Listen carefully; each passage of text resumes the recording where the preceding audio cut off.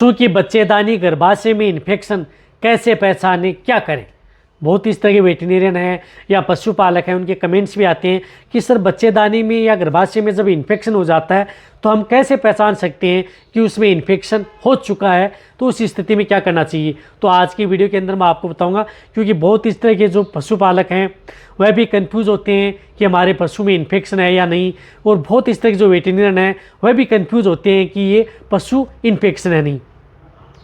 यदि आप अपने पशु की यदि बार बार एआई करवा रहे हैं या नेचुरल करवा रहे हैं, एआई भी करवा ली और नेचुरल भी करवा लिया, डिस्चार्ज यदि आपका पशु सही दे रहा है, लेकिन कई बार यदि आपने इस तरह की दिक्कत करवा चुके हैं और कई इस तरह की जो गर्भ ठहराने के लिए इंजेक्शन दवा दे चुके हैं, फिर भी इस तरह की दिक्कतें हैं, तब ये देखना चाहिए कि आपके पशु की बच्चेदानी में इन्फेक्शन हो चुका है। इंटरनल कोई भी हो सकता है, मेट्राइटिस भी हो सकता है, इंटरनल गर्भाशय में सूजन भी आ सकती है, उसकी वजह से भी पशु गर्भ नहीं ठहर पाता।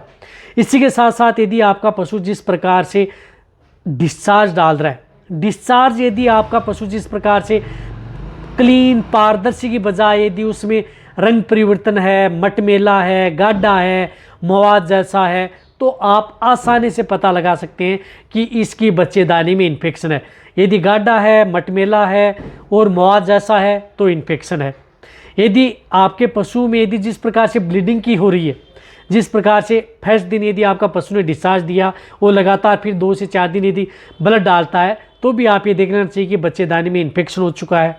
इसी के साथ साथ क्या है कि यदि आपका पशु जिस प्रकार से थोड़ा डिस्चार्ज डाल रहा है, जैसे आज डिस्चार्ज डाला कम, फिर 3 दिन दूसरे दिन कम डाला, 3 दिन बाद में फिर डाल दिया, 5 दिन बाद में फिर डाल दिया, यानी डिस्चार्ज यदि 3 दिन 5 दिन 7 दिन में इस तरह से डालता रहता है, तब भी ये देखना चाहिए कि आपकी गाय भैंस की बच्चेदानी में इन्फेक्शन हो चुका है, तो उसकी वजह से आपका पशु गर्भ नहीं ठहर पा रहा है। उसमें मेट्राइटिस भी हो सकता है, एंडोमेट्राइटिस भी हो सकता है, पायोमेट्रा भी हो सकता है, अदर कोई दिक्कत भी आपके पशु में हो सकती है। तो उस स्थिति में आपको अपने वेटरनरियन से कुछ इस तरह के इंजेक्शन व दवा उसकी बच्चेदानी में छुड़वानी चाहिए। इन्फेक्शन है तो बच्चेदानी में कुछ इस तरह की अच्छी एंटीबायोटिक दवा है, वह आप अपने बच्चेदानी में अपने वेटरनरियन से छुड़वा लेनी चाहिए। 2 दिन 3 दिन आप अच्छा रिजल्ट लेना चाहते हैं तो बहुत इस तरह की दवा आती है जो इस चैनल पर वीडियो बनी हुई है, वह जरूर डलवानी चाहिए। साथ में उस स्थिति में आपको उसमें इंजेक्शन भी लगवाने चाहिए। यदि बहुत ही ज़्यादा दिक्कत है तो साथ में यदि आप इंजेक्शन भी लगवा लेंगे तो आपके पशु में और भी अच्छा रिजल्ट देखने को मिलेगा। तो आपको 2 बातों का ध्यान में रखना है।